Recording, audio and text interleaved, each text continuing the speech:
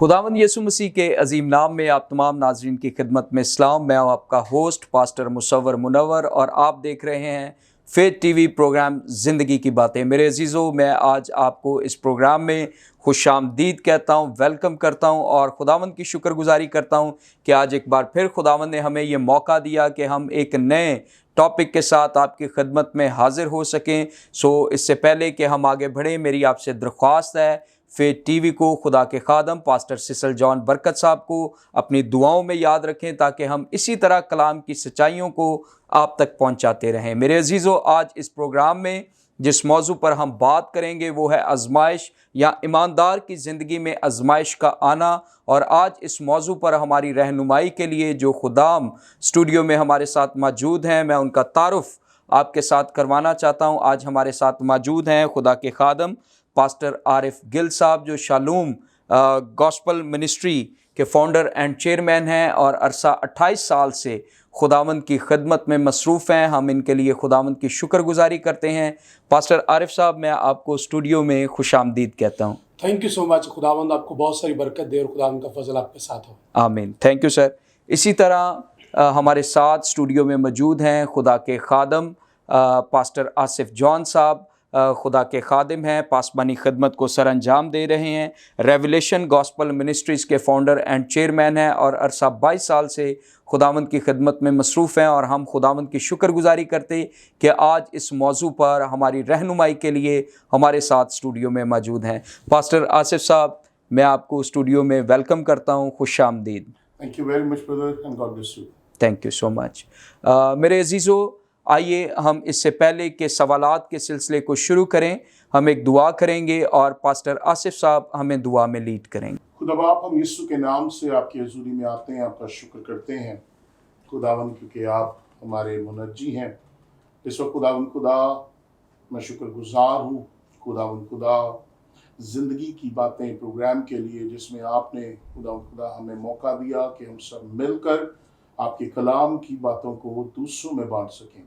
मैं खुदा सारे प्रोग्राम को बरकत देता हूँ और खुदा शुरू से आखिर तक आपकी रहनुमाई चाहता हूँ, ताकि खुदा जो भी बातचीत डिस्कशन हो वो रूह की हदायत के मुआफिक हो, ताकि बहुत से लोग इस प्रोग्राम के वसीले बरकत पाएं और उनकी ज़िंदगियों में खुदावंद एक बहाली आए। यीशु मसीह के नाम से आमीन। आमीन।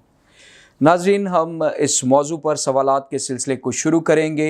हमारा आज का टॉपिक आजमाइश या ईमानदार की ज़िंदगी में आजमाइश का आना, और इस टॉपिक के तनाजुर में मेरा पहला सवाल खुदा के खादम पास्टर आरिफ साहब से होगा। पादरी साहब, आप हमारी रहनुमाई फरमाएं कि आजमाइश से क्या मुराद है और ईमानदार की ज़िंदगी में आजमाइश किसकी तरफ से आती है, खुदा की तरफ से या इब्लीस की तरफ से? अक्सर हमें लोग कंफ्यूज नज़र आते हैं इस बात में, तो प्लीज़ आप हमारी रहनुमाई फरमाएं। प्रेज द लॉर्ड, हालेलुया जी।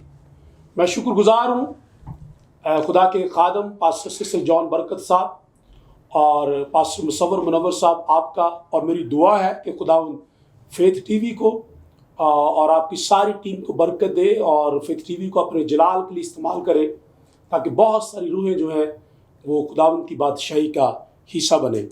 और मैं इस बात के लिए भी शुक्रगुजारी करता हूँ कि आपका ये जो प्रोग्राम है ज़िंदगी की बातें, ये बहुत खूबसूरत आपने प्रोग्राम का नाम जो है वो रखा हुआ है। और मैं इस हवाला से एक बात मेरे दिल में है जो कलाम खुदा की है। यूहन्ना की इंजील 6 बाब की 66वीं आयत के अंदर लिखा है कि जब यीशु मसीह खून और गोश्त की बात कर रहे थे तो वो बातें लोगों को अच्छी नहीं लगी और वो छोड़कर चले गए। हत्ता के 66वीं आयत के अंदर लिखा है कि शागिर्द भी उल्टे फिरे और वो यीशु को छोड़कर चले गए। तो यीशु मसीह ने पतरस की तरफ देखकर निगाह करके बड़ी मोहब्बत से कहा पतरस को, क्या तुम भी चले जाना चाहते हो? तो पतरस ने जवाब दिया, हम किसके पास जाएं? जिंदगी की बातें तो तेरे ही पास हैं। हम शुक्रगुजारी करते हैं कि जिंदगी की बातें, जिंदगी की बरकत, शादमानी, फतह, जलाल, ये सब कुछ यीशु मसीह के पास है। अगर हमें जिंदगी के अंदर सलामती चाहिए तो ज़रूर है कि ज़िंदगी की बातें सुनने के लिए जो यीशु अल मसीह का इलाही कलाम है, हम उसकी तरफ मतवज्जा हों ताकि उसका जलाल हमारी ज़िंदगी के ऊपर ठहरे। मैं پاسٹر مصور منور صاحب آپ کے سوال کی طرف آتا ہوں جی کہ آزمائش جو ہے یہ ہر ایک سچے ایماندار پر یا اس کی زندگی میں آنا یہ اس کا ایک عام تجربہ ہے کہ اس کی زندگی کے اندر آزمائش جو ہے وہ آتی ہے. لیکن بعض اوقات ایمانداروں کی زندگی کے اندر آزمائش کا پیریڈ کم ہوتا ہے، لیکن بعض اوقات کئی لوگوں کی زندگی کے اندر اس کا پیریڈ جو ہے وہ بہت لمبا ہوتا ہے. جی انگلش کا لفظ جو اس کے لیے استعمال کیا جاتا ہے ٹمپٹیشن یا ٹیسٹ یا ایگزام. تو جب ہم آزمائے جاتے ہیں یا ایگزام دیتے ہیں یا ٹیسٹ میں سے گزرتے ہیں تو بہت سارے لوگوں کا یہ کہنا ہے کہ جب ہم ٹیسٹ سے گزرتے ہیں تو پھر ہماری لائف کے اندر ایک ٹیسٹمنی پیدا ہوتی ہے اور اس ٹیسٹمنی کے وسیلہ سے ہمارے منجی خداوند یسوع مسیح کے نام کو جلال ملتا ہے. اور جب ہم اس ٹیسٹ میں کامیاب ہو جاتے ہیں تو پھر شیطان کی قوتیں شرمندہ ہوتی ہیں.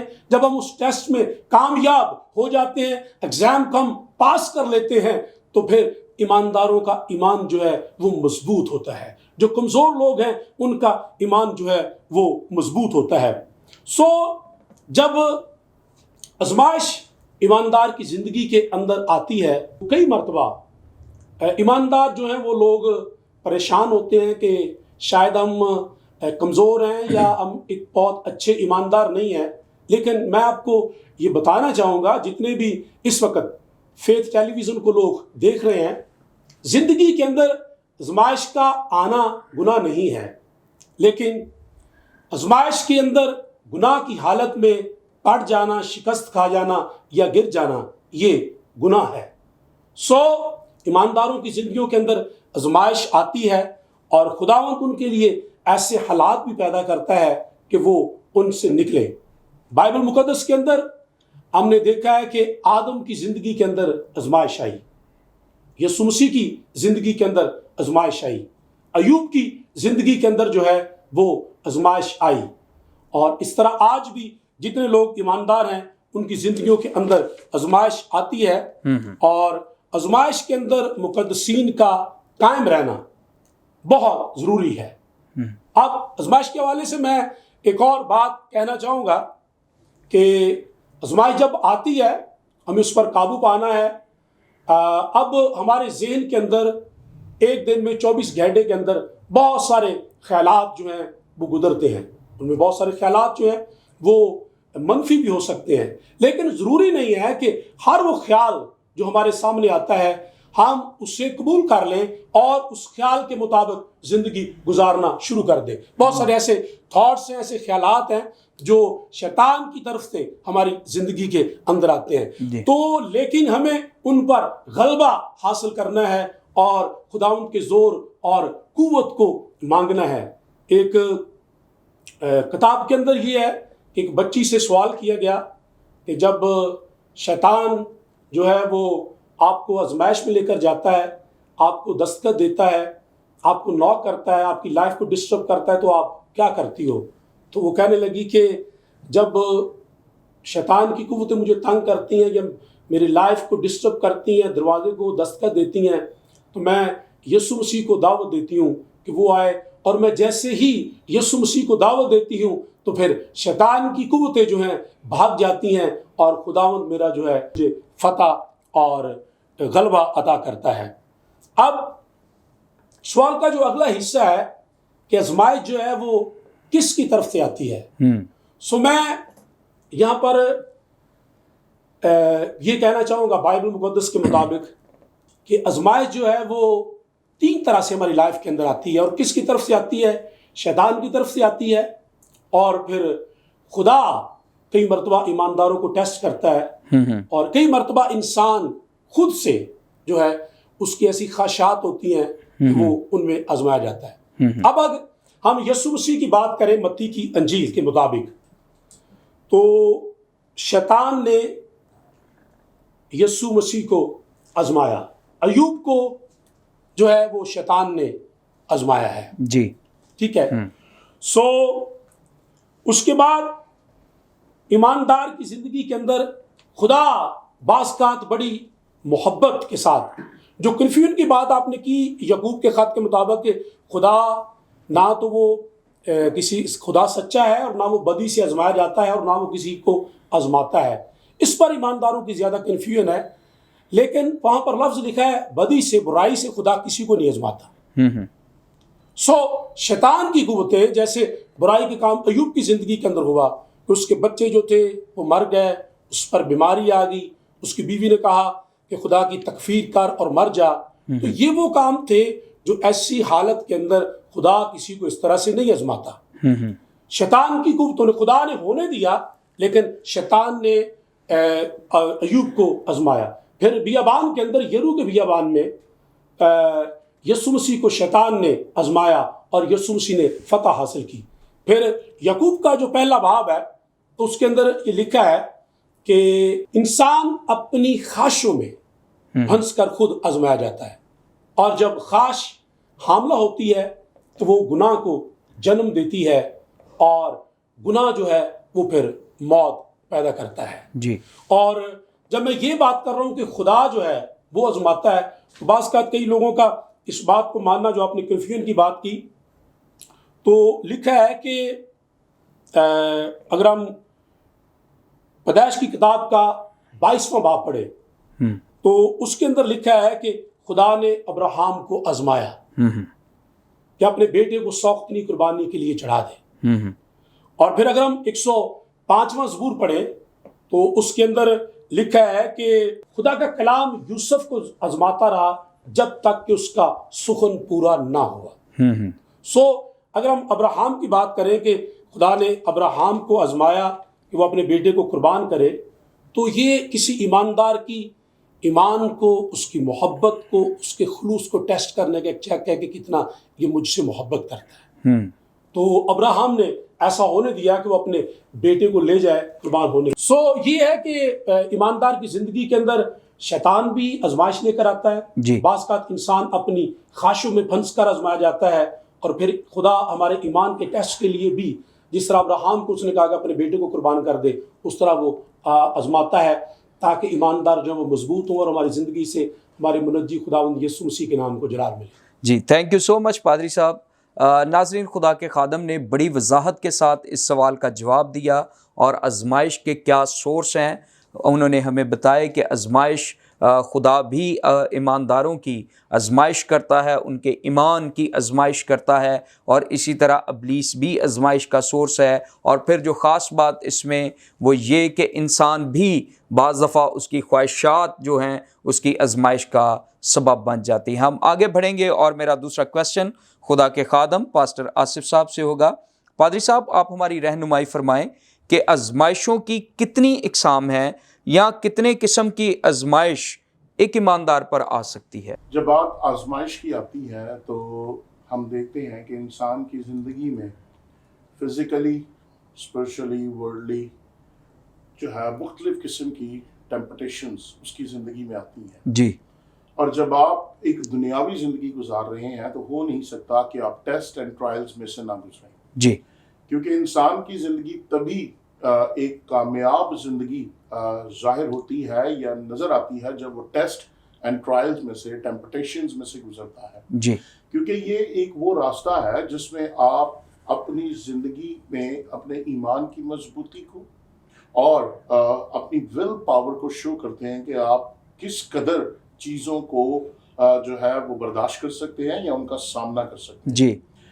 جب بات آزمائش کی جاتی ہے تو ابلیس ہمیشہ انسانی زندگی کے دو پہلوؤں پر اپنی توجہ مرکوز کرتا ہے، اور وہ ہمیشہ ایک انسان کو جو ہے آزماتا ہے تاکہ وہ اس کو اس کے معیار سے، وہ اس کو اس کی ٹارگٹ سے، وہ اس کو اس کے گول سے جو ہے وہ ڈیٹریکٹ کر سکے. پہلی چیز وہ اس کی دنیاوی خواہشات میں آزمائش کرتا ہے. جی. اور دوسری چیز وہ اس کی جسمانی خواہشات میں اسے آزماتا ہے. جب ہم دنیاوی آزمائش کی بات کرتے ہیں تو شیطان ہر وقت کوشاں رہتا ہے کہ وہ انسان کو دنیاوی معاملات میں الجھائے رکھے. اور آج اگر آپ اپنے سراؤنڈنگ ایریا میں دیکھیں تو آپ کو یہ نظر آتا ہے، اور اکثر ہماری زندگی میں بھی ایسے حالات آتے ہیں جی کہ ہم لوگ دنیاوی معاملات میں اس قدر الجھ جاتے ہیں کہ بہت سی چیزوں کو ہم اگنور کر دیتے ہیں، جی ہم اپنی اسپرچل گروتھ کو بھول جاتے ہیں، اپنی اسپرچل لائف کو بھول جاتے ہیں۔ بعض اوقات کچھ خدام ہیں، کچھ ایماندار ہیں جو اپنی ٹیمپٹیشنز کو برداشت نہ کرتے ہوئے، ان کا سامنا نہ کرتے ہوئے جو ہے وہ اپنی خدمتوں سے اور ایماندار زندگی سے جو ہے وہ پیچھے ہٹ جاتے ہیں، وہ الگ ہو جاتے ہیں۔ سو ابلیس ہمیں دنیاوی معاملات میں جو ہے وہ الجھانا چاہتا ہے۔ انسانی زندگی میں دنیاوی چیزوں کو حاصل کرنے کی جو خواہش ہے وہ ہماری زندگی میں مرکزی حیثیت رکھتی ہے۔ جب ہم دنیا میں رہتے ہیں تو ہم لوگ جو کچھ اپنے سراؤنڈنگ ایریا میں اپنے ارد گرد لوگوں کو حاصل کیے ہوئے دیکھتے ہیں، جی ہم وہی کچھ اپنی زندگی میں حاصل کرنا چاہتے ہیں۔ اگر ہمارے کسی بھائی نے ترقی کی ہے اور اس نے اپنا گھر لے لیا تو ہم لوگ گھر بنانے کی دوڑ میں اور اسے خریدنے کی دوڑ میں یا جو بھی ہے اس کی دوڑ میں لگ پڑتے ہیں۔ جی اگر کوئی دنیاوی طور پر خدا نے اس کو گاڑی کی برکت دی ہے تو وہ اس کے معاملات میں لگ جاتا ہے، اگر کاروباری برکت دی ہے تو وہ اس کے معاملات میں لگ جاتا ہے۔ بعض اوقات ہم لوگ شہرت کو دیکھ کے کہ ایک فیم ہے ایک آدمی کے پاس، تو ہم دنیاوی عزت اور شہرت کے حصول کے لیے جو ہے ہم لوگ اس کے پیچھے چلنے لگ پڑتے ہیں اور اپنا اہم مقصد بنا لیتے ہیں جی کہ ہم نے اس فیم کو حاصل کرنا ہے، آرام و آسائش کی زندگی حاصل کرنے کی کوشش کرنا تاکہ ہم دوسروں کی طرح اپنے آپ کو محفوظ سمجھ سکیں۔ آج ہم دنیاوی چیزوں کو حاصل کرنا اور ان میں زندگی بسر کرنا جو ہے وہ یہ سمجھتے ہیں کہ شاید ہم بہت محفوظ ہو چکے ہیں، جی ہماری زندگی کو کوئی خطرہ لاحق نہیں ہے، ہماری زندگی میں کوئی آزمائش نہیں ہے، ہماری زندگی میں کوئی ٹیسٹ اینڈ ٹرائلز نہیں ہے۔ جی بائبل مقدس میں اگر ہم یوحنا کا پہلا عام خط پڑھیں جی اور اس کے دوسرے باب کی 15ویں آیت، تو وہاں پر لکھا ہے نہ دنیا سے محبت رکھو نہ ان چیزوں سے جو دنیا میں ہے۔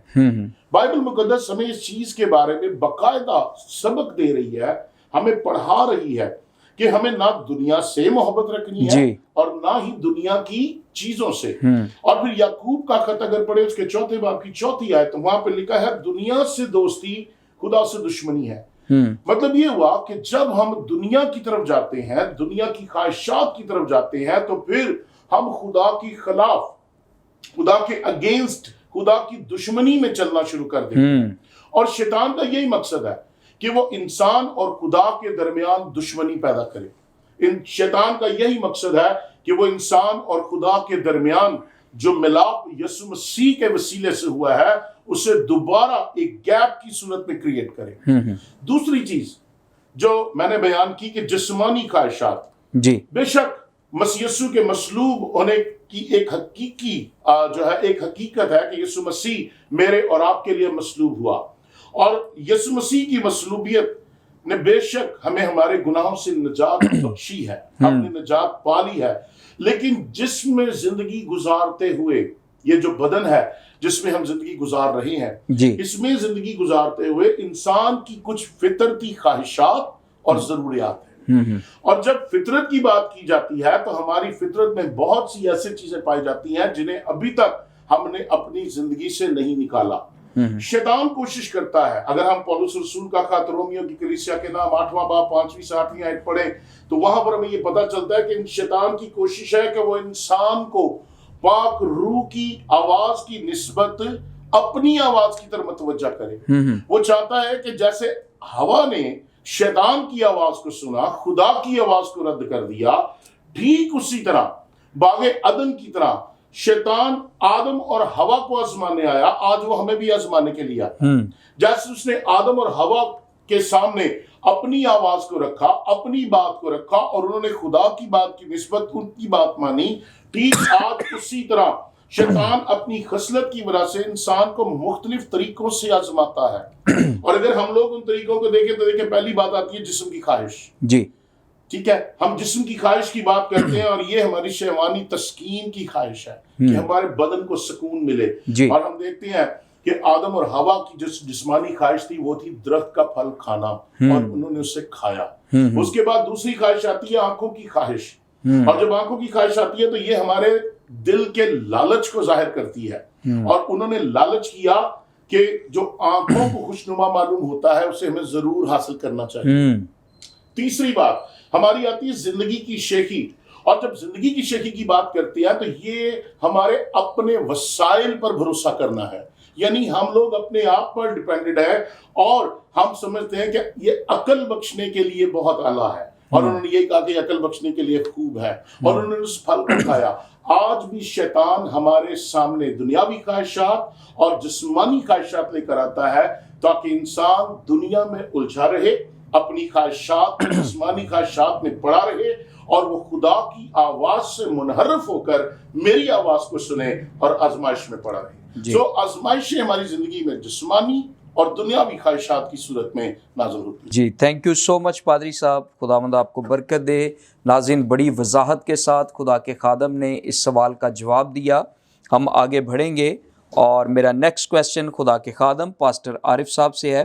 پادری صاحب، آپ ہماری رہنمائی فرمائیں کہ آزمائشوں کے کیا مقاصد ہوتے ہیں، یعنی جب کسی ایماندار کی زندگی میں آزمائش آتی ہے تو اس کے پیچھے خدا کا کیا مقصد ہوتا ہے، یا خدا کیوں آزمائشوں کو ایک ایماندار کی زندگی میں آنے دیتا ہے؟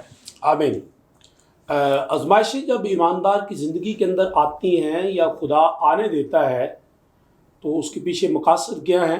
بائبل مقدس کے مطابق اگر ہم یعقوب کا خط پڑھیں، اس کا پہلا باب، تو اس کی دوسری آیت میں لکھا ہے کہ اے میرے پیارے بھائیوں، جب تم طرح طرح کی آزمائشوں میں پڑو تو اس کو یہ جان کر کمال خوشی کی بات سمجھنا کہ تمہارے ایمان کی آزمائش صبر پیدا کرتی ہے، اور صبر کو پورا کام کرنے دو تاکہ تم پورے اور کامل ہو جاؤ اور تم میں کسی بات کی کمی نہ رہے۔ جی جب آزمائش ہماری زندگی کے اندر آتی ہے تو خدا کا خادم رسول یہ لکھتا ہے یعقوب، اس کو کمال خوشی کی بات جانو، اور آزمائش ہماری زندگی کے اندر صبر پیدا کرتی ہے۔ جی اور پھر جب ہماری زندگی کے اندر صبر پیدا ہوتا ہے تو ہم اتنے مضبوط ہو جاتے ہیں، اتنے مضبوط ہو جاتے ہیں، یعقوب کہتا ہے کہ تمہاری زندگی کے اندر کسی چیز کی کمی نہ رہے۔ آمین۔ ہمیں اپنی لائف کے اندر اگر آزمائش آتی ہے تو پھر خدا کے کلام کو، روح القدس کو موقع دینا ہے اور خداوند کی حضوری میں ٹھہرنا ہے، اور بھاگنا نہیں ہے، بڑبڑانا نہیں ہے، خدا کے خلاف ہم نے کسی بات میں نہیں جانا، بلکہ ہم نے صبر کو پورا کام کرنے دینا ہے۔ اور داؤد خدا کا بندہ 119ویں زبور کے اندر کہتا ہے، اچھا ہوا میں نے مصیبت اٹھائی تاکہ میں تیرے آئین کو سیکھوں۔ جب ہماری زندگی کے اندر کوئی مشکل یا مصیبت یا آزمائش آتی ہے تو پھر خدا ہمیں سیکھنے کا موقع دیتا ہے۔ خدا کے مقصد یہ ہے، مقاصد یہ ہے، پہلی بات کہ ہماری زندگی کے اندر ہمارے ایمان کا ٹیسٹ ہو، جانچ ہو، اور پھر ہمارے اندر صبر پیدا ہو۔ جی ٹھیک ہے، پہلا مقصد یہ ہے۔ دوسرا مقصد ہماری زندگی کے اندر خدا ہمیں مضبوط کرنا چاہتا ہے، آمین، کہ ہم مضبوط ایماندار بنے۔ جی ایک کتاب کے اندر ڈاکٹر ہارلے مین نے ایک سٹوری بیان کی، اور وہ کہتا ہے کہ ایک گورنمنٹ نے ایک ریلوے کا پل تعمیر کرنا تھا، اور پہاڑوں کے درمیان انہوں نے پل کو تعمیر کیا۔ اور جب پل بن گیا تو انہوں نے 2 انجن بہت مضبوط اور پاورفل لے کر اس پل کے اوپر ان انجن کو سٹارٹ کر کے سارا دن 24 گھنٹے ان کو چلا کر روکے رکھا تاکہ پتہ چلے کہ جو پل کی فاؤنڈیشن ہے وہ کتنی مضبوط ہے۔ جب وہ 24 گھنٹے انجن کھڑے رہے، پل کے اوپر سٹارٹ تھے، چلتے رہے، تو پتہ چلا کہ پل مضبوط ہے، اب اس کو کسی چیز کا خطرہ نہیں ہے۔ خدا ہماری زندگی کے اندر بعض کا آزمائشوں کو ہونے دیتا ہے تاکہ ہم مضبوط ایماندار بنے اور مسیح میں مضبوط بن کر زندگی گزارے۔ اور ہم دانیل کی کتاب کا 6واں باب دیکھتے ہیں کہ جب دانیل کو شیروں کی ماگ میں ڈالا گیا تو بادشاہ کا اعلان یہ تھا کہ کوئی بادشاہ کے علاوہ کسی اور معبود کی پرستش نہیں کرے گا۔ تو کلام کے اندر لکھا ہے کہ دانیل نے حسب معمول دن میں جو 3 مرتبہ وہ دعا کرتا تھا، اس نے اپنی کوٹھڑی کا دروازہ کھولا، کھڑکی کو کھولا، اور وہ روٹین میں حسب معمول دعا کرتا رہا۔ اور جب آرڈر فرمان کے مطابق پتہ چلا وزیروں اور مشیروں نے بادشاہ کو جا کر شکایت کی دانیل کی کہ بادشاہ سلامت وہ آپ کے علاوہ کسی دوسرے معبود کی عبادت کر رہا ہے. تو بادشاہ نے اپنے فرمان کے مطابق اس کو شیروں کی ماند میں ڈال دیا. حالانکہ بادشاہ کلام مقدس کے مطابق غمگین تھا، ڈالنا نہیں چاہتا تھا، لیکن ڈال دیا چونکہ بادشاہ کا اپنا فرمان تھا جس کو بدل نہیں سکتا تھا. اور لکھا ہے کہ بادشاہ ساری رات غمگین رہا اور صبح سویرے جا کر اس نے اس کے سامنے جا کر شیروں کی ماند کے سامنے جا کر اس نے کہا کہ دانیل سلامت رہے، تیرا خدا جس کی تو عبادت کرتا ہے کیا اس نے اپنا فرشتہ بھیج کر تجھے بچایا؟ سو دانیل نے کہا بادشاہ میرا خدا جس کی میں عبادت کرتا ہوں اس نے اپنا فرشتہ بھیج کر شیروں کے منہ بند کر دیے ہیں. اب اس کے بعد بادشاہ نے اعلان کیا کہ ساری مملکت کے اندر ہر ایک قوم، ہر ایک اہل زبان، میری مملکت کے اندر جتنے لوگ ہیں وہ سارے جانیں کہ دانیل کا خدا جو ہے وہ سچا خدا ہے. اور کوئی شخص کبھی کوئی دانیل کے خدا کے خلاف کوئی بات نہیں کرے گا. اگر بات کرے گا تو اس کو اور اس کے خاندان کو وہ جو ہے مسپرہ بنا دیا جائے گا، اس کو خاک بنا دیا جائے گا. سو ایماندار جب اس طرح کی آزمائش میں سے گزرتے ہیں تو وہ نہ صرف خود مضبوط ہوتے ہیں، وہ مملکتوں کو، شہروں کو، ملکوں کو، کالونیوں کو، خاندانوں کو ہلا کر رکھ دیتے ہیں اور ان کو مضبوط کر دیتے ہیں. پھر ایک اور مقصد ہے اس کے پیچھے کہ خدا یہ چاہتا ہے کہ وہ فرما برداری کا ہماری لائف کے اندر ٹیسٹ لے. فرما بردار ہے. تو ہم نے پہلے بھی میں نے جیسے ذکر کیا پہلے کویسچن کے اندر کہ پیدائش کی کتاب میں اگر ہم دیکھتے ہیں تو ابراہیم کو خدا نے فرما برداری اس کی دیکھی اور اس کا ٹیسٹ کیا اور ابراہیم اس ٹیسٹ کے اندر کامیاب ہوا اور اس نے خدا کے کلام کے مطابق اپنے بیٹے کو لیا، پہاڑ پر لے گیا اور لکڑیاں رکھ دیں، بیٹے کو لٹا دیا. اور میں اس بات کے لیے بڑا خوش ہوتا ہوں کہ آج بچے ماں باپ کے فرما بردار نہیں ہیں، لیکن اسحاق فرما بردار تھا. باپ نے بھی فرما برداری کی خدا کی اور بیٹا اپنے باپ ابراہیم کی فرما برداری کر رہا تھا اور لکڑیوں پر وہ لیٹ گیا. اس سے پہلے اس کا کویسچن تھا کہ باپ لکڑیاں، آگ، چھری تو سب کچھ موجود ہے لیکن برہ کہاں ہے؟ تو ابراہیم کے منہ سے یہ بات نکلی کہ برہ خدا مہیا کرے گا. سو ابراہیم نے فرما برداری کی اور جب وہ چھری چلانے لگا تو خدا نے اس کا ہاتھ روک دیا اور جب اس نے پیچھے مڑ کر دیکھا تو جھاڑی کے اندر مینڈے کے سینگ اٹکے ہوئے تھے. خدا نے کہا اس کو لے اور اس کو ذبح کر. تو اپنی فرما برداری کے اندر اپنے ایمان میں مضبوط رہا ہے اور یہی ابراہیم ایمانداروں کا باپ بنا. اور میں آپ کو بتانا چاہتا ہوں کہ جب ہم فرما برداری کرتے ابراہیم نے فرما برداری کی اور اس کا بیٹا بچ گیا، اسحاق بچ گیا. یہاں پر تو اسحاق بچا ہے کیونکہ ابراہیم نے خدا کی فرما برداری کی اور اسحاق نے اپنے باپ ابراہیم کی فرما برداری کی. تو اسحاق بچ گیا اور خدا نے ایک مینڈا، ایک برہ مہیا کر دیا. لیکن ایمانداروں اس بات کو یاد رکھیں کہ میرا اور آپ کا یسوع مسیح جب خدا باپ کا فرما بردار رہا، اس نے کہا باپ ہو سکے تو یہ پیالہ مجھ سے ٹال جائے تو بھی میری نہیں بلکہ تیری مرضی پوری ہو. اسحاق کے لیے تو مینڈا برہ مہیا کیا گیا، اسحاق کے لیے برہ مہیا کیا گیا، صرف اسحاق ہی بچا ہے. لیکن جب خدا کا بیٹا یسوع مسیح فرما بردار رہا اور اس نے اپنی جان صلیب پر قربان کی تو پھر ایک اسحاق یا 10 یا 20 ہزار لوگ نہیں بچے، پھر ساری دنیا کی نجات کا بندوبست ہوا. آمین. ہم خدا کی حضوری میں شکر گزاری کرتے ہیں کہ ہمارا خدا ہمیں فرما برداری کے اندر، ایمان کی مضبوطی میں اور ایمان کے اندر صبر پیدا کرنے کے لیے ہمیں آزماتا ہے تاکہ ہم خدا کے نام کو جلا دیں. تھینک یو سو مچ پادری صاحب. ہم خداوند کی شکر گزاری کرتے ہیں. خدا کے خادم نے بڑی وضاحت کے ساتھ ہمیں اس سوال کا جواب دیا. ناظرین ہم سوالات کے سلسلے کو آگے بڑھائیں گے اور میرا نیکسٹ کویسچن خدا کے خادم پاسٹر آصف صاحب سے ہے. پادری صاحب آپ ہماری رہنمائی فرمائیں کہ ہم آزمائشوں پر کیسے غالب آ سکتے ہیں، بائبل اس کے بارے میں کیا کہتی ہے؟ اگر دیکھا جائے تو آزمائشوں پر غالب آنے کا ایک سادہ سا جواب ہے جی کہ ہم مسیح کے وسیلہ سے فتح مندی یا غلبہ حاصل کر سکتے ہیں. آمین آمین. مگر ہمیں اسے اور زیادہ بہتر طور پر اور گہرے طور پر سمجھنے کی ضرورت ہے. جی جس طرح ہم ہر روز اپنی زندگی میں آزمائے جاتے ہیں ویسے ہی یسوع مسیح بھی آزمایا گیا. جی. اور اگر ہم لوگ پولس رسول کا خط عبرانیوں کی کلیسیا کے نام اس کا 4 باب اور 15 آیت پڑھیں تو وہاں پر یہ لکھا ہے بلکہ وہ سب باتوں میں ہماری طرح آزمایا گیا. جی. اور جب وہ آزمایا گیا تو ہمیں یسوع مسیح کی آزمائشوں کا موازنہ کرنے کی ضرورت ہے. متی کی انجیل اگر اس کا 4 باب اور اگر لوکا کی انجیل اس کا 4 باب ہم پڑھیں تو ان ابواب میں ہمیں ملتا ہے کہ یسوع مسیح کی آزمائش جو کی گئی جی اس کے بارے میں ہم لوگ جانتے ہیں. 3 طرح سے یسوع مسیح آزمایا گیا. پہلی بات جو پہلے میں نے بیان کی جسم کی خواہش جی جی کہ اگر تو خدا کا بیٹا ہے تو ان پتھروں سے کہہ کہ روٹیاں یہ پتھر جو ہیں یہ روٹیاں بن جائیں. جی. اس کے بعد آنکھوں کی خواہش کہ دنیا کی ساری شان و شوکت اسے دکھائی گئی جی اور اسے کہا گیا کہ تو جو ہے مجھے جو ہے سجدہ کر تو میں یہ ساری شان و شوکت تجھے دے دوں گا. اور پھر تیسری بات جو ہے وہ زندگی کی شیخی ہے جی کہ وہ اسے ایک اونچے کنگرے پر لے گیا. ہیکل کے کنگرے پر اس نے کہا کہ تو اپنے تائیں نیچے گرا دے کیونکہ تیری بابت لکھا ہے کہ وہ اپنے فرشتوں کو بھیجے گا اور وہ تجھے اپنے ہاتھوں پر اٹھا لیں گے تیرے پاؤں کو پتھر سے ٹھیس نہ لگے. جی. اور یہ زندگی کی جو شیخی ہے اس کو ہم لوگ اسپرچل پرائڈ بھی کہتے ہیں.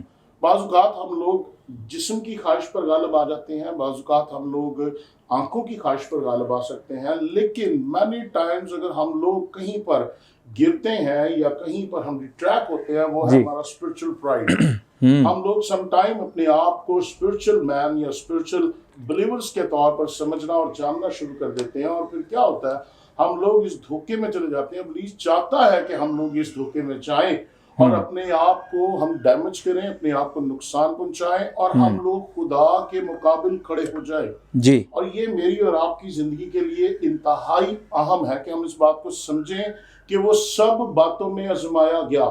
ہم بھی جسمانی خواہش میں آزمائے جاتے ہیں, ہم بھی آنکھوں کی خواہش میں آزمائے جاتے ہیں, ہم بھی زندگی کی شیخی پہ آزمائے جاتے ہیں, لیکن بعض اوقات ہم لوگ اس طور پر سامنا نہیں کر سکتے. مجھے اور آپ کو ان خواہشوں پر غالب آنے کے لیے جس چیز کی ضرورت ہے وہ ہے خدا کا کلام. اگر ہم لوگ ان ابواب کا مطالعہ کریں تو وہاں پر ہر ایک ٹیمپٹیشن کے بعد یسوع مسیح نے ایک بڑی اہم بات کی اور وہ کہا کہ لکھا ہے. اور جب لکھا ہے کی بات آتی ہے تو اس کا مطلب ہے کہ وہ کلام سے شریعت سے واقف ہے. جی. جب ہماری زندگی میں ٹیمپٹیشنز آتی ہیں, ٹیسٹ اینڈ ٹرائلز آتے ہیں, آزمائشیں آتی ہیں تو ہم لوگ ان کا خدا کے کلام کا استعمال نہیں کرتے جی. بلکہ ہم ہر وہ طور طریقہ جو دنیاوی ہے, جو جسمانی ہے, جو روایتی ہے, جو رسمی ہے, ہم اس کا استعمال شروع کر دیتے ہیں. جی. اور پھر کیا ہوتا ہے کہ آزمائشیں بجائے ہماری زندگی سے جائیں وہ اور زیادہ بڑھنا شروع ہو جاتی ہیں. ہم اپنی آزمائشوں پر غالب آنے کے لیے ہمیں جس چیز کی ضرورت ہے وہ ہے خدا کا کلام. جی. مسیحیوں کی مسلسل فتح مندی کی بنیاد جی. یسوع مسیح کی وہ عظیم فتح ہے جو اس نے صلیب پر جان دے دی. آمین آمین. اب ہر مسیحی اپنے دشمن پر, اپنے مخالف پر, شیطان پر جو ہے وہ اس کا مقابلہ کر سکتا ہے, جی. اس پر حملہ کر سکتا ہے اور ایک فتح مند زندگی حاصل کر سکتا پریز ہے. گاڈ. صرف چند چیزوں کو ہمیں جاننے اور سمجھنے کی ضرورت ہے جن کے وسیلے ہم اپنی آزمائشوں پر غالب آ سکتے ہیں. جی. پہلی بات ہمیں یہ جاننے کی ضرورت ہے, یہ یاد رکھنے کی ضرورت ہے کہ جی. جنگ جیتی جا چکی ہے. آمین. جو شیطان اور یسوع مسیح کے درمیان جنگ تھی, جو وارفیئر تھی, وہ مسیح کے وسیلہ سے جیتی جا چکی ہے. جی. اور اب ہر ایک وہ شخص جو اپنے آپ کو ایماندار کہتا ہے, ہر وہ شخص جو اپنے آپ کو بلیور کہتا ہے, ہر وہ شخص جو یہ کہتا ہے کہ میں مسیح کا پیروکار ہوں, اس کو یہ بات سمجھنے کی اور یاد رکھنے کی ضرورت ہے کہ مسیح کے وسیلہ سے میں نے اپنی ہر ایک آزمائش پر فتح پا لی ہے. پریز گاڈ. میں نے ہر ایک جنگ کو جیت لیا ہے. مانی ٹائمز ہم لوگ اپنی شکست کا اقرار کرتے ہیں لیکن ہم اپنی فتح کا اقرار نہیں کرتے. جی. اور یاد رکھیں ہمارے کنفیشنز ہمارے لیے فتح کو بھی جاری کرتے ہیں. آمین. اور ہمارے کنفیشنز ہمارے لیے جو ہے وہ شکست کو بھی جاری کرتے ہیں. اگر ہم لوگ فتح کا اقرار کرتے ہیں, فتح کو یاد رکھتے ہیں, تو پھر ہماری زندگی میں ہمیشہ فتح ہی فتح ہے, کیونکہ میری اور آپ کی جنگ یسوع مسیح نے جیت لی ہے.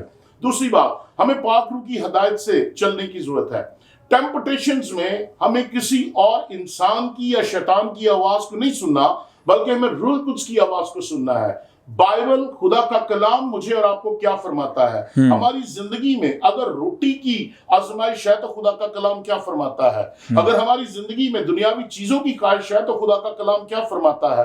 अगर हमारी जिंदगी में बुलंद रुतबे और दर्जे की ख्वाहिश है तो खुदा का कलाम हमें क्या फरमाता है। जिस तरह की टेम्पटेशन है, हमें उसी तौर पर खुदा के कलाम को अपनी जिंदगी में जानने और सीखने की जरूरत है। वही आवाज खुदा का रूह आपकी तरबियत करेगा, आपकी सलाह करेगा। He will guide you कि तुझे इस आजमाइश में क्या करना है और कैसे चलना है।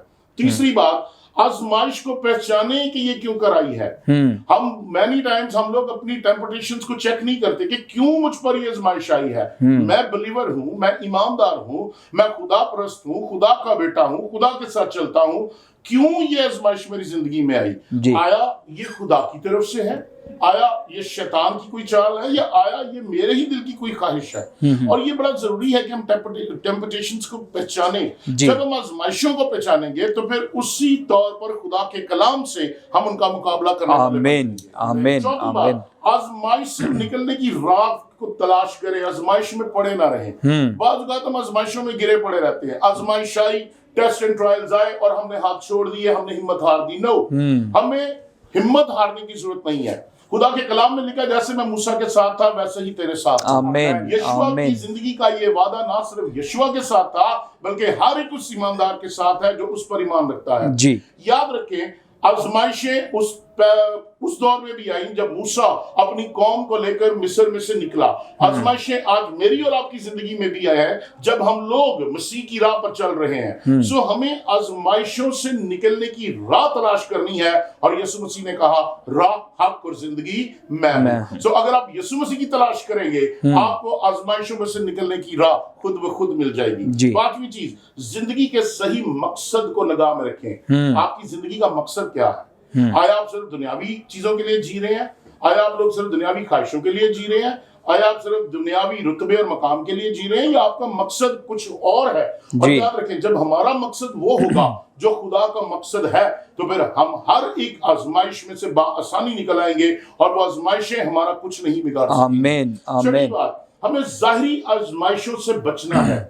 कुछ आजमाइशें होती हैं जो जाहिरी होती हैं, टेम्पररी, जो हमारी जिंदगी में आती हैं, जो हमें डिफोकस करना चाहती हैं, डिट्रैक्ट करना चाहती हैं, जो हमारी खिदमत को, हमारी ईमानदार जिंदगी को हलाक करना चाहती हैं। लेकिन अगर हम उन जाहिरी आजमाइशों से बचेंगे, और ये जाहिरी आजमाइशें जो है, मैं अक्सर ये बात जो है सिखाता हूं और कहता हूं कि हम 666 की बात करते हैं, 666 की बात। और अगर हम लोग इंग्लिश के अल्फाबेट को देखें तो उसके पहले 6 वर्ड्स अगर हम ले, पहले 6 अल्फाबेट्स ले, ABCDEF, F जो है वो उसका छठा जो है नंबर है। और अगर हम लोग इसको ट्रिपल F के तौर पर ले तो F for fame, F for finance and F for female. और हमें इस बात को समझना है कि अगर हम फाइनेंस के पीछे भाग रहे हैं, अगर हम लालची हैं तो हम लोग आजमाइश में हैं। अगर हम लोग फेम के पीछे भाग रहे हैं तो हम लोग आजमाइश में हैं। अगर हम फीमेल्स के पीछे भाग रहे हैं तो हम आजमाइश में हैं। और ये वो जाहिरी आजमाइशें हैं जो हमें हमारी राह से भटकाना चाहती हैं। सातवीं चीज, शैतान के मंसूबों से खबरदार रहें।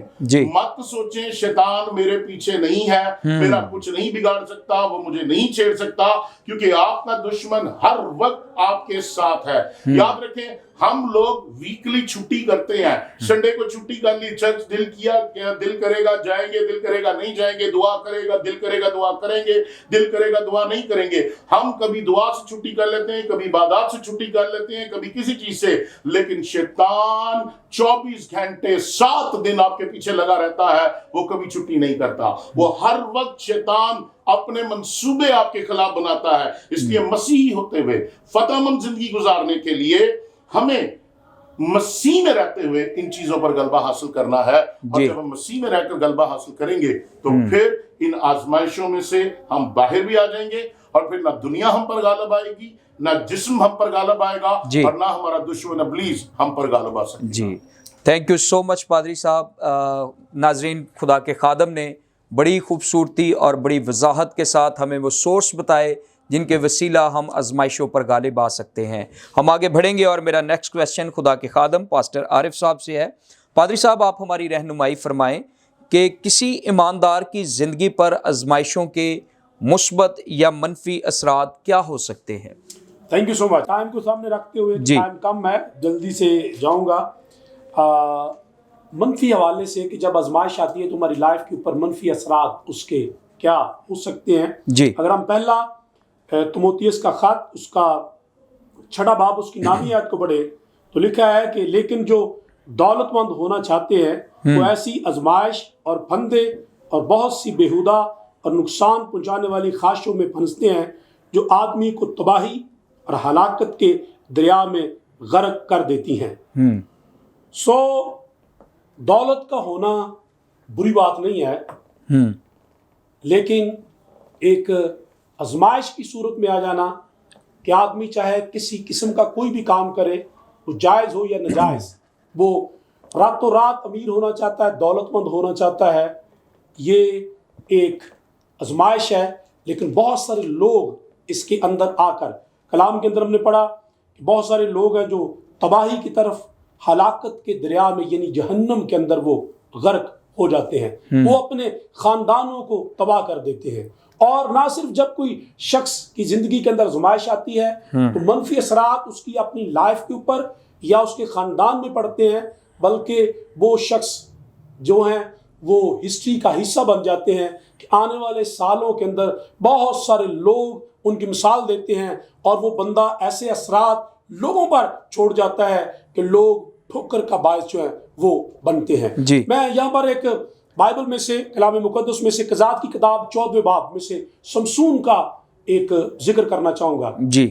اور یہ شخص عورت کی وجہ سے, جس طرح خدا کے خادم نے ابھی فیمیل کا ذکر کیا, سمسون ایک عورت کے معاملے میں آزمایا گیا. کہ تو اس نے خدا کے کلام کی نافرمانی کی اور جو اس کو کہا گیا تھا اس نے اس کی تابعداری نہیں کی, اور اس آزمائش کے اندر وہ کامیاب نہیں ہو سکا, وہ ناکام ہوا. اور 3 میجر نقصان ہوئے. ایک تو جو اس کے پاس طاقت تھی وہ جاتی رہی, اور اس کے بعد اس کو بیڑیوں سے جھگڑا گیا, اور پھر اس کی جو چکی پیستا رہا, اس کی آنکھوں کو نکال دیا گیا, اس کو ذلیل کیا گیا. منفی اثرات جب کوئی شخص آزمائش کے اندر پڑتا ہے تو آپ دیکھیں سمسون کا کیا ہوا. اس کی آنکھوں کو نکال دیا گیا, اس کو بیڑیوں سے جھگڑا گیا, ذلیل کیا گیا, اور اس سے چکی جو تھے دشمن وہ چکی پسواتے رہے اور وہ اس طرح سے کام کرتا رہا. آج بھی کئی مرتبہ ایمانداروں کی زندگی کے اندر جب وہ کامیاب نہیں ہوتے تو منفی اثرات یہ پڑتے ہیں تو ان کو کئی طرح سے دکھ اٹھانا پڑتا ہے. اور دوسرا حصہ آپ کے کویسچن کا کہ مثبت اثرات اس سے کیا پڑتے ہیں, خداوند کا جلال جو ہے وہ ظاہر ہوتا ہے. آمین. اور نہ صرف ہماری اپنی زندگی میں یا ایک خادم کی زندگی میں یا ایماندار کی زندگی میں یا اس کے گھرانے کے اندر, بلکہ دوسرے لوگوں پر پازیٹیو اثرات پڑتے ہیں اور لوگوں کو برکت ملتی ہے. اب جب ایوب نے مقابلہ کیا آزمائش کا تو حالانکہ اس کی بیوی نے کہا تھا کہ خدا کی تکفیر کر اور مر جا, تو اب بھی اس خدا کی عبادت کرے گا.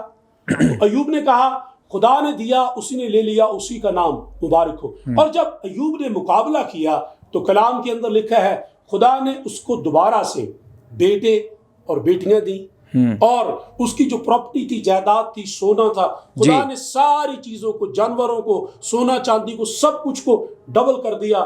خدا نے اس کو بیٹے اور بیٹیاں دی. اور کلام فرماتا ہے ایوب کی بیٹیاں, اس کی اولاد اس وقت کے حساب سے ایشیا کے اندر خوبصورت اولاد تھی, بیٹیاں اس کی خوبصورت تھی. مثبت اثرات یہ پڑتا ہے. ہم آج بھی ایوب کی بات کو بائبل مقدمے سے یاد کرتے ہیں کہ ایوب نے آزمائش کا مقابلہ کیا اور خدا نے اس کو دوبارہ سے بحال کیا. اور ایوب نے کہا, ایوب کی کتاب 19 باب کی 25 میں جانتا ہوں کہ میرا مخلصی دینے والا زندہ ہے, آخرکار وہ اٹھ کھڑا ہوگا اور میں اپنی کھال کے اس طرح برباد ہو جانے کے بعد بھی اپنے خدا کو دیکھوں گا. ہاں میری آنکھیں دیکھیں گی, نہ آنکھیں بیگانہ کی. جب ہم ابلیس کا مقابلہ کرتے ہیں, آزمائشوں کا مقابلہ کرتے ہیں, تو پھر دوسرے لوگوں پر اثرات. یسوع مسیح نے آزمائش پر, شیطان کی قوتوں پر فتح حاصل کی, اور آج ساری دنیا کے اندر کرائسٹ کے فالوور زیادہ ہیں. Praise God, آج praise ساری God. دنیا یسوع مسیح کے پیچھے ہے کہ دنیا کے اندر اگر کوئی نجات دہندہ ہے، منجی ہے، تو صرف میرا اور آپ کا محبوب خداوند یسوع المسیح آمین، ہے. آمین. میں اور آپ، اور آخری بات دانیل کے 3 باب کے اندر صدرک میشک عبدالنجو نے آزمائش کا مقابلہ کیا. مثبت اثرات یہ پڑا کہ جب وہ، میں شارٹ کر رہا ہوں، اس آپ نے پڑھا ہوگا اور سنا بھی کئی مرتبہ ہوگا اس واقعہ کو، جب وہ آگ سے بچائے گئے، بادشاہ نے ان کو آواز دی اور نکلے وہ، تو کلام کے اندر لکھا مثبت اثرات یہ پڑے کہ کہا یہ گیا، بادشاہ نے کہا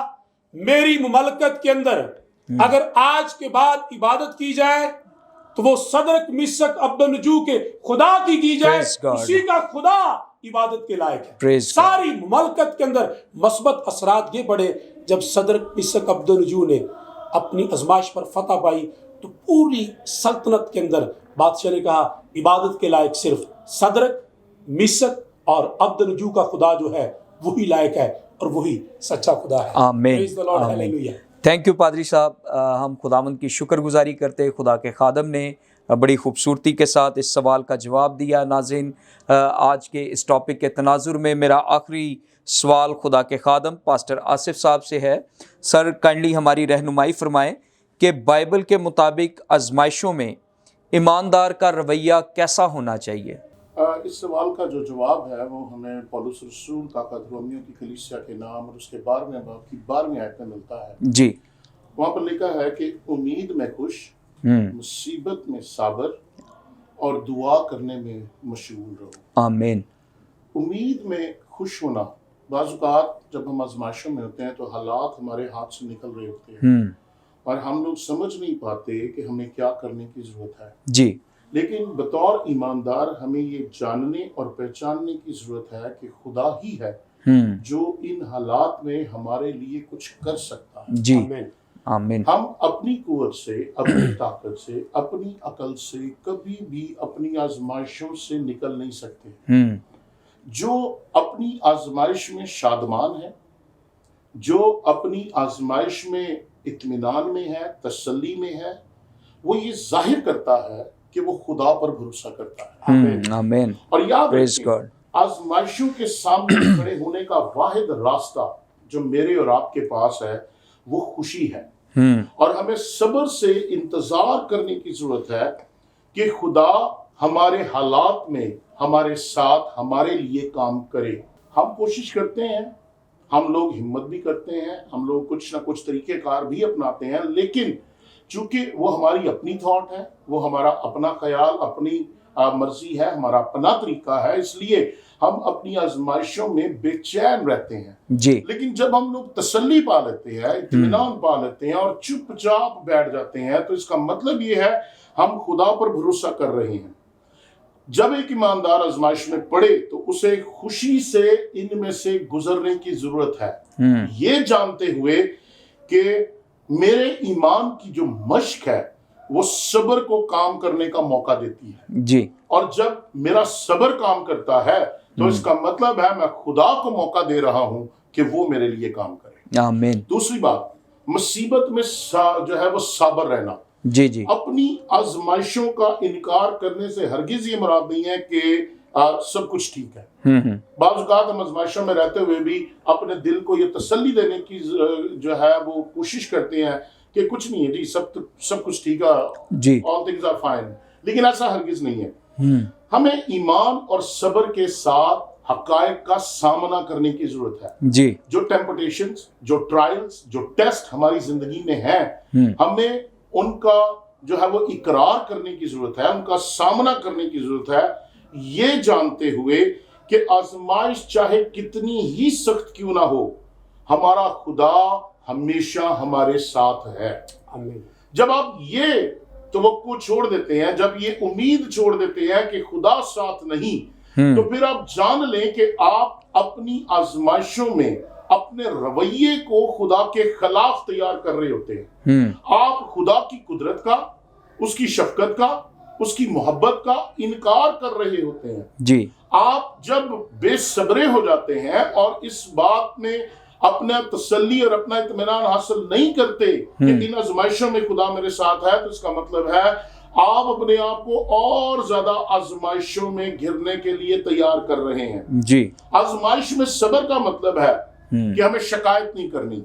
اگر ابھی اسرار نے ایوب نبی کا بار بار ذکر کیا، تو ہم اگر اس کی ٹیمپٹیشنز کو اور اس کے ٹرائلز کو دیکھیں جی، تو ہم دیکھتے ہیں اس کی دولت جاتی رہی، اس کے مال مویشی جاتے رہے، اس کی اولاد جاتی رہی، جی، ایون اس کو فزیکل جو ہے وہ ٹارچر کیا گیا، پھر اس کے فیتھ پر اٹیک کیا گیا، لیکن ہر ایک حالت میں وہ اپنے صبر کا دامن نہیں چھوڑتا، اور وہ ایک ہی بات کہتا ہے کہ خداوند نے دیا، خداوند نے لیا، اسی کا نام مبارک ہو۔ آمین۔ وہ ہر ایک حالت میں خدا کو مبارک کہتا ہے۔ جی، اس لیے جب ہم آزمائش میں ہیں تو ہمیں شکایت نہیں کرنی، جی، پریشان نہیں ہونا، بلکہ مشکل کی اس گھڑی میں خدا کے کام کا اور خدا کے کلام کا منتظر رہنا ہے کہ کب وہ ہماری زندگی کے لیے جو ہے وہ ایکٹیو ہو اور ہمیں اس آزمائش میں سے نکالے۔ جی، تیسری بات ہے دعا کرنا۔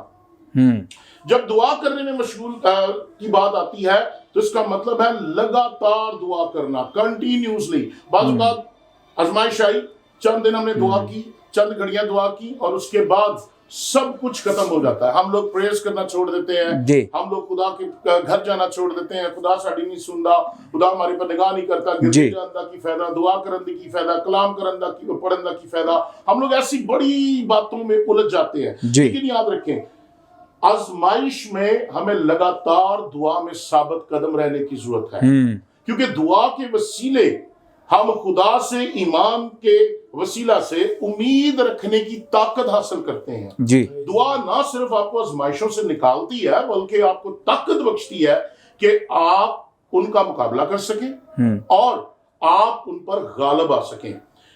دعا ہمیں ہماری آزمائشوں میں سکون بخشتی ہے۔ زندگی میں جو بے اطمینانی ہے، اضطرابی ہے، جو ڈپریشن ہے، جو ٹینشنز ہیں، ہم لوگ دعا کے ذریعے اپنی زندگی میں ایک پیس حاصل کرتے ہیں، ایک تسلی حاصل کرتے ہیں، اور پھر وہ آزمائشیں ہمارے لیے آزمائشیں نہیں رہتی۔ پھر ایماندار کو ہر روز خدا پر انحصار کرنا سیکھنا چاہیے۔ جی، آپ کو ڈیلی خدا پر ڈیپینڈنٹ ہونا پڑے گا۔ اپنے آپ پر ڈیپینڈ نہ کریں، خدا پر ڈیپینڈنٹ ہو جائیں۔ خدا پر بھروسہ کرنا انسان پر بھروسہ کرنے سے بہتر ہے۔ آمین۔ اور یہ میرے اور آپ کے لیے بڑا ضروری ہے۔ اگر ہم پولس رسول کا خط فلپیوں کی کلیسیا کے نام، اس کا 4 باب اور اس کی 6 آیت پڑھے تو لکھا ہے، کسی بات کی فکر نہ کرو۔ ٹیمپٹیشنز ہیں، کسی بات کی فکر نہ کرو۔ ٹرائلز ہیں، کسی بات کی فکر نہ کرو۔ ٹیسٹ ہیں، کسی بات کی فکر نہ کرو۔ آپ کی زندگی میں برے حالات ہیں، کسی بات کی فکر نہ کرو۔ لکھا ہے بلکہ ہر ایک بات میں جو بھی تمہاری زندگی میں ہے، تمہاری درخواستیں دعا اور منت کے وسیلہ سے اور شکر گزاری کے ساتھ خدا کے سامنے پیش کی جائیں۔ اور دعا اور شکر گزاری یہ میرے اور آپ کے لیے بڑا ضروری ہے۔ جو بھی ہماری پرابلمز ہیں، جو بھی ہماری نیڈز ہیں، جو بھی ہمارے ٹیسٹ ہیں، جو بھی ہمارے ٹرائلز ہیں، ہمیں ان سب میں سے نکلنے کے لیے دعا کے ذریعے، دعا کے وسیلے خدا کے پاس آنے کی ضرورت ہے۔ جی، اور جب آپ دعا کے وسیلے خدا کے ساتھ بات کریں گے، خدا آپ کو جواب دے گا، خدا آپ کو رہائی دے گا، خدا آپ کی زندگی میں آپ کی آزمائشوں میں سے آپ کو نکالے گا۔ سو ایک بلیور ہوتے ہوئے، ایک ایماندار ہوتے ہوئے، آپ کو اپنے صبر کا دامن نہیں چھوڑنا، آپ کو اپنی امید کا دامن نہیں چھوڑنا، آپ کو اپنی دعا کی عادت نہیں چھوڑنی، آپ کو اس میں زندگی بسر کرنی ہے۔ جب آپ ایمان سے اپنے لیے امید رکھیں گے، خدا آپ کے لیے کام کرے گا۔ جب آپ مصیبت میں صبر رہیں گے، خدا آپ کے لیے کام کرے گا۔ اور جب آپ دعا گو زندگی بسر کریں گے، خدا آپ کے لیے کام کرے گا۔ اس لیے ایک ایماندار کا جو رویہ ہے وہ بڑا جو ہے وہ انتہائی عاجز، انکسار اور دعا گو ہونا چاہیے، تاکہ خدا آپ کی آواز پر اپنا کام لگائے۔ آمین، آمین۔ تھینک یو سو مچ پادری صاحب۔ ناظرین، بڑی خوبصورتی کے ساتھ خدا کے خادم نے اس سوال کے جواب میں ہماری رہنمائی فرمائی کہ ایماندار کا آزمائشوں میں کیا رویہ ہونا چاہیے، بائبل ہمیں کیا سکھاتی ہے۔ ہم اس بات کے لیے خداوند کی شکر گزاری کرتے ہیں۔ میرے عزیزو، پروگرام کا وقت ختم ہوا جاتا ہے، لیکن اس سے پہلے کہ میں آپ سے اجازت چاہوں، میں خدا کے خدام کا شکریہ ادا کرنا چاہتا ہوں۔ پاسٹر عارف صاحب، میں آپ کا شکریہ ادا کرتا ہوں، آپ اس پروگرام میں آئے اور اس موضوع پر ہماری رہنمائی کی۔ اسی طرح پاسٹر آصف صاحب، میں آپ کا بھی شکریہ ادا کرتا ہوں، آپ اس پروگرام میں آئے اور اس موضوع پر ہماری رہنمائی کی۔ عزیزوں، میں ایمان رکھتا ہوں کہ آپ نے اس پروگرام کے وسیلہ کافی برکت پائی ہے، اور بہت سے ایسے سوالات جو ہمارے ذہنوں میں گردش کرتے تھے، ہم نے خدا کے کلام میں سے رہنمائی کو حاصل کیا ہے۔ سو میں آپ سے اجازت چاہوں گا اور آپ سے گزارش کروں گا کہ فیتھ ٹی وی کو دیکھتے رہیں، چینل کو سبسکرائب کریں، دوستوں کے ساتھ شیئر کریں، دیکھتے رہیں فیتھ ٹی وی پروگرام زندگی کی باتیں۔ God bless you all.